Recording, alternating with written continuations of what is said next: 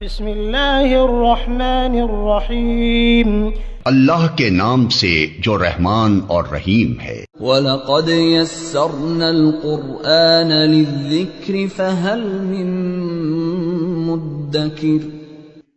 ہم نے اس قرآن کو نصیحت کے لیے آسان ذریعہ بنا دیا ہے، پھر کیا ہے کوئی نصیحت قبول کرنے والا؟ عربی زبان میں لفظ سجدہ کا معنی ہے خضوع اور تذلل، انقیاد، تابعداری اور جھک جانا۔ اس لیے جب اونٹ اپنے سر جھکا دے تو کہتے ہیں سجد البعیر۔ کوئی درخت جھک جائے تو سجدت النخلہ، اور کوئی آدمی اپنا سر جھکا دے تو سجد الرجل۔ یہ الفاظ عربی میں استعمال ہوتے ہیں، اور لغت میں بھی اور عرف کے اندر بھی سجدہ کا مطلب کیا ہے؟ پیشانی کو زمین پر لگانا۔ تو جو نماز کا سجدہ ہے وہ نماز کا اور عرف کے مفہوم میں ایک سجدہ کا۔ یہ اسجدوا لآدم، آدم علیہ السلام کو سجدہ کرو۔ اس سجدے سے کون سا سجدہ مراد ہے؟ اس بارے میں 3 مشہور اقوال ہیں اور 3 طرح کے اس آیت کے مطلب ہیں۔ ایک معنی تو یہ ہے کہ سجدہ کرنا ایک عبادت ہے، اور عبادت کی نیت سے اللہ کے علاوہ کوئی اور تو معبود ہے ہی نہیں۔ تو اسجدوا لآدم کا معنی یہ ہے کہ سجدہ کرو آدم علیہ السلام کی طرف۔ یہ سجدہ سجدہ عبادت تھا، لیکن آدم کی مثال، آدم علیہ السلام کی مثال قبلے کی سی تھی۔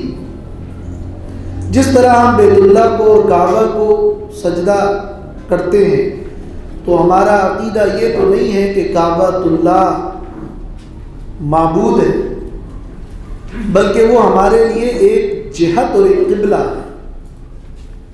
تو اسی طرح اللہ تعالیٰ نے فرشتوں سے کہا کہ تم میرے آگے سجدہ کرو لیکن آدم کی طرف کرو، تمہارا قبلہ یہ آدم علیہ السلام۔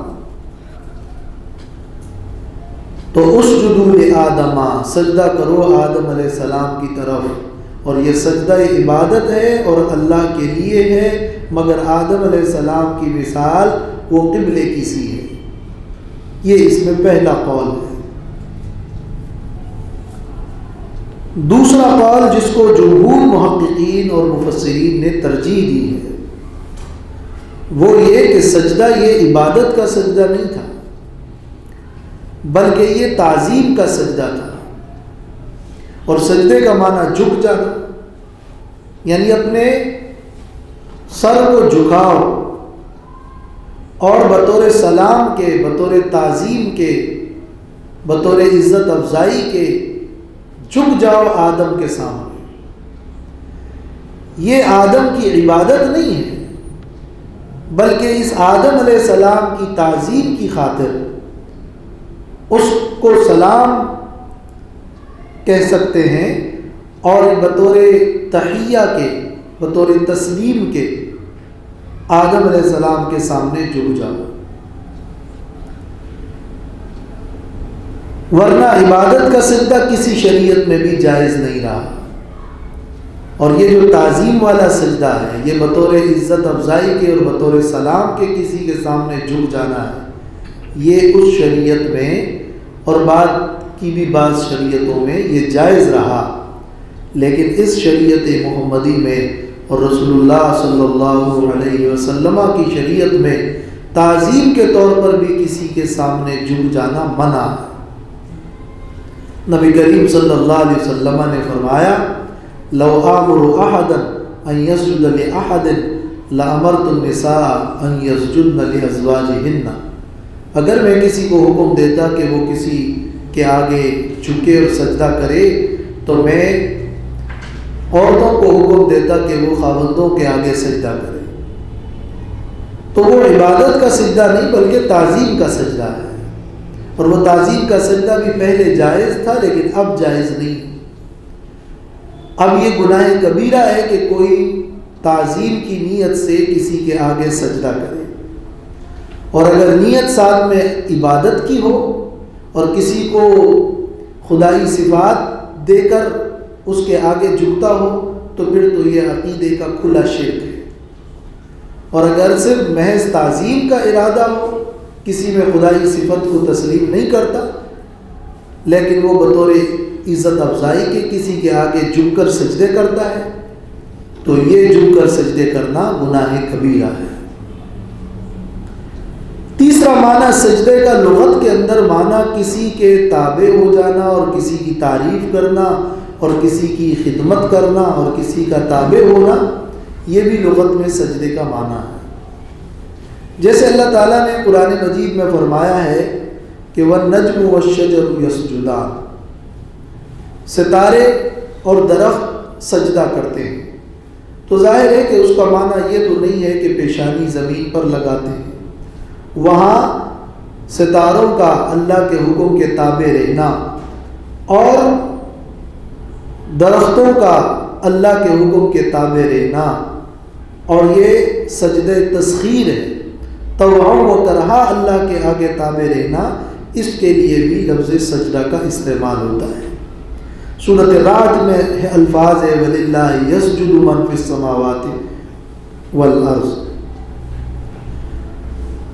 تو تیسرا قول یہ ہے جو کہ ایک بعض مفسرین کا قول ہے، جمہور کا قول نہیں ہے، اکثر مفسرین کا قول تو نہیں ہے، لیکن امام قرطبی نے اپنی تفسیر میں لکھا ہے کہ وقال قوم لم يكن السجود المعتاد اليوم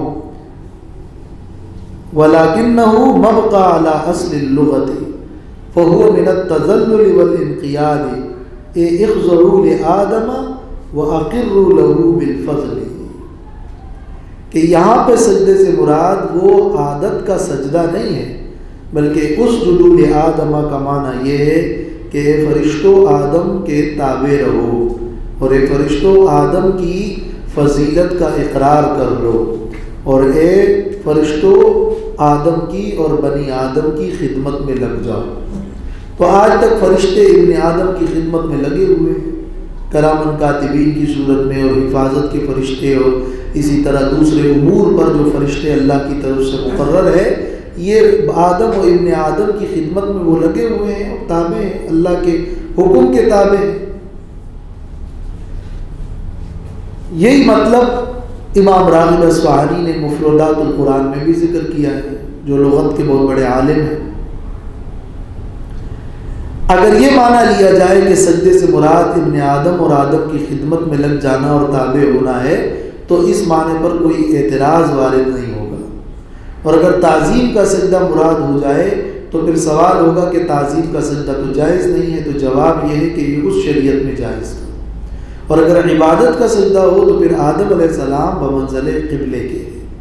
یہ تفصیل سورۃ البقرہ میں بیان ہوتی ہے، ہم نے یہاں اس کا خلاصہ نقل کر دیا۔ تو سب نے سجدہ کیا مگر ابلیس نے سجدہ نہیں کیا۔ وہ ابلیس فرشتوں میں اگرچہ داخل نہیں تھا بلکہ وہ تو قرآن کی صریح آیت ہے، سورۃ کہف آیت نمبر 50 میں کہ کان من الجن، وہ جنوں میں سے تھا۔ اس لیے وہ روایات جو کہ بعض صحابہ تابعین سے اور بعض مفسرین سے نقل ہے کہ ابلیس بھی فرشتہ تھا، تو وہ تحقیقی قول نہیں ہے، اور امام ابن کثیر نے نقل کیا ہے کہ وہ اسرائیلیات میں سے ہے، وہ صرف نقلاً اور اہل کتاب نقلاً عن اہل الکتاب ہے، وہ صرف نقل کرنا ہے، ورنہ صحیح بات یہ کہ ابلیس کان من الجن قرآن کی صریح آیت ہے، تو تعویلات کی حاجت نہیں ہے۔